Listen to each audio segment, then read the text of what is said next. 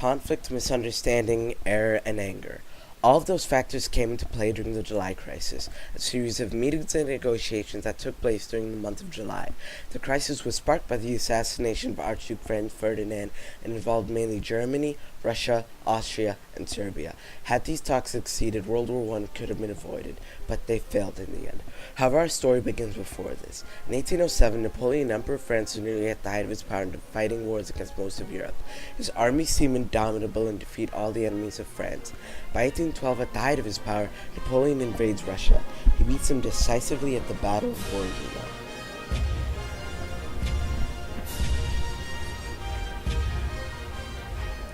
With the Russians in retreat, Napoleon marches right on to Moscow. Later that night, the city burns. Napoleon is forced to retreat, and winter comes 3 weeks early. His once grand army of nearly 250,000 men is reduced to only 90,000. Another coalition forms in 1813, defeats Napoleon, and exiles him to the small island of Elba. He soon escapes in 1815, and a final coalition is formed. Napoleon has one more last stand at Waterloo and is defeated. He is once again exiled, this time to an island in the middle of the Atlantic. With him out of the picture, leaders of Europe sit down at the Congress of Vienna to prevent anything on the scale of the Napoleonic Wars from ever happening again. With this, the Concert of Europe is formed. After the Napoleonic Wars ended, the peoples of Europe had begun to discover their own identity. Revolutions during the 1840s swept across Europe. People wanted to rule their own nation with their own government. For nations like Prussia and Italy, that would mean unification. But for Austria and the Ottomans, that meant their multicultural empires falling apart. The Ottoman Empire would be the first to slowly crumble. With Greece becoming independent in 1821, one by one more Balkan nations followed. By 1861, Italy was unified in a war for independence against Austria, backed by France. Unification for Germany, however, would take another decade or so. The unification of Germany was led under a Prussian banner.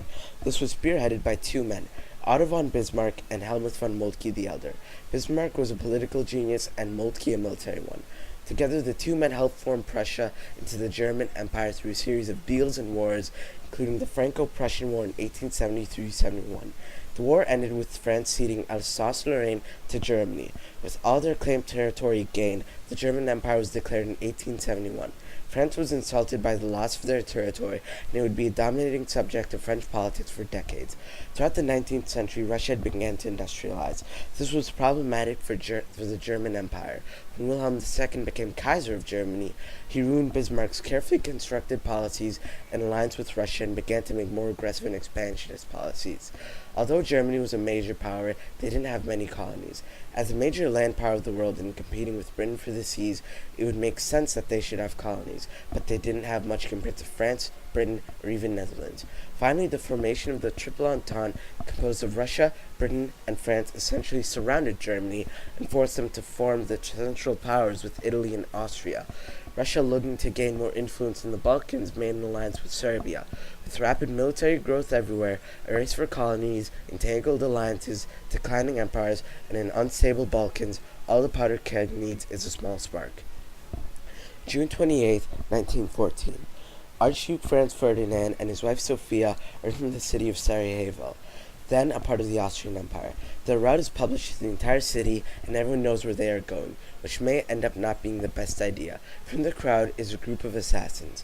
They are Serbian nationalists who are angry that Franz Ferdinand, the symbol of Austria, the symbol of their oppression, is in Sarajevo. There are 6 assassins, among them Gavrilo Princip. One by one, the assassins took up position. One by one, Franz Ferdinand passed by them without any attempt on his life made. Eventually, the 5th assassin throws a bomb, but it bounces off the car, and the bomb goes under the car behind the Archduke and destroys it, wounding dozens of civilians. Ferdinand is rushed to safety. Instead of being taken out of the country, he insists on visiting those wounded in the hospital. His driver, however, got lost since he was the Archduke's personal chauffeur and had never been to Sarajevo. While the Duke and his wife were on their way to the hospital, the driver makes a wrong turn, and the car stalls while backing up. Meanwhile, Gavrilo Princip, still upset about the failed assassination attempt earlier, sees to his surprise the Archduke and his wife only a few feet away. He strives forward to the car and shots are fired. Sophia dies almost instantly, and the Archduke is mortally wounded. Franz Ferdinand's last words were, "Sophie, Sophie, don't die." They are hurried to a hospital, but it is too late. They are both dead. with Gavrilo Princip being only a few short of 20. He gets only 20 years in jail as a minor. With Archduke dead, a crisis begins, and if it isn't resolved soon, the consequences could be dire.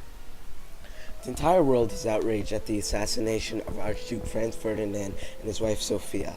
The Austrian Empire is furious. They want war against Serbia. They send delegates to their ally, the German Empire, for advice. The Germans are all for war. They want to strike fast while popular public opinion is against Serbia and prevent things from escalating. After that, Kaiser Wilhelm II goes on vacation. Before declaring war, there is a chance for peace. The Austrian and Russian ambassadors to Serbia meet at the Austrian's house. They have talks, a drink, they share cigars, and all is going well. All they need to do is sign a few papers, and suddenly the Russian ambassador dies of a heart attack. The Serbians accuse the Austrian for assassinating the Russian ambassador. Back in Austria, they are calling for war. Only the Hungarians want to find a way for peace, but their voices are alone. The only other voices were killed in Sarajevo. For all the racist views Franz Ferdinand may have had, the Serbians really got the wrong guy. He was one of the few Austrians that advocated for better relations with Balkan nations and make more tolerant policies. The Austrians finally decided to send an ultimatum, but they all come to the agreement that Serbia will not be annexed.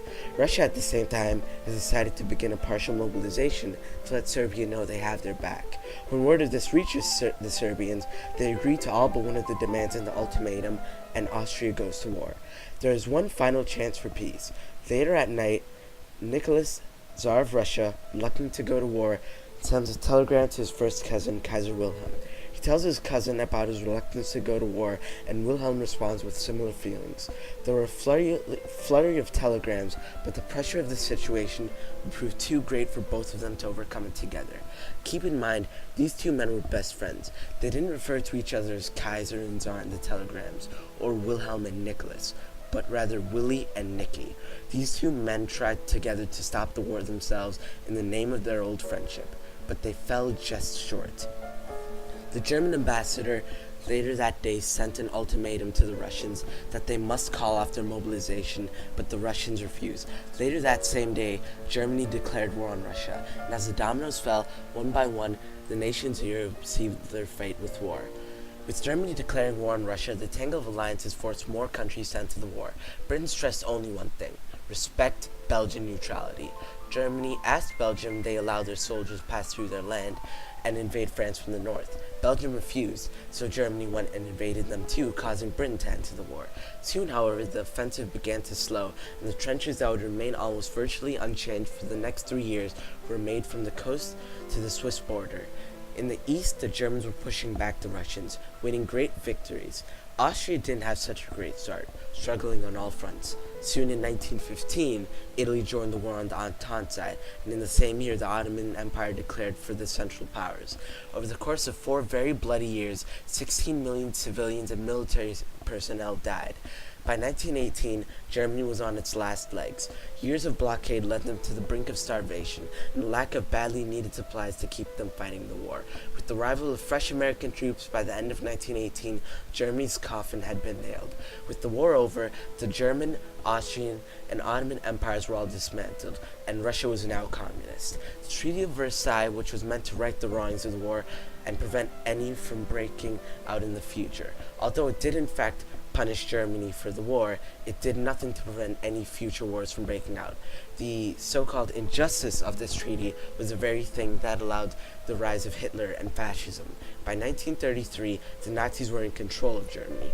The Treaty of Versailles would be put to the test over 6 years, until in 1939, Hitler invaded Poland and started the Second World War.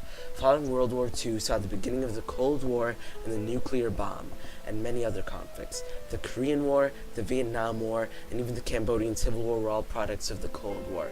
The July crisis leaves such a large legacy, and it has such a big effect on our lives today that if it had worked out as one of the big what-ifs of history, the changes on the 20th century would be so great it would be completely unrecognizable to our own timeline.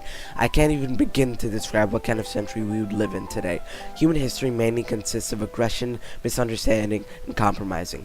Rarely do we see all come into play at once, but because the talks failed, a tragic war would break out, one that would engulf the world. These soldiers that had marched off with flowers in their rifles and with cheering crowds would all be impacted by the war, whether it be physically or mentally. That is why the failure of a few men in power to come to a compromise would result in an entire generation of youth lost to the abyss of war.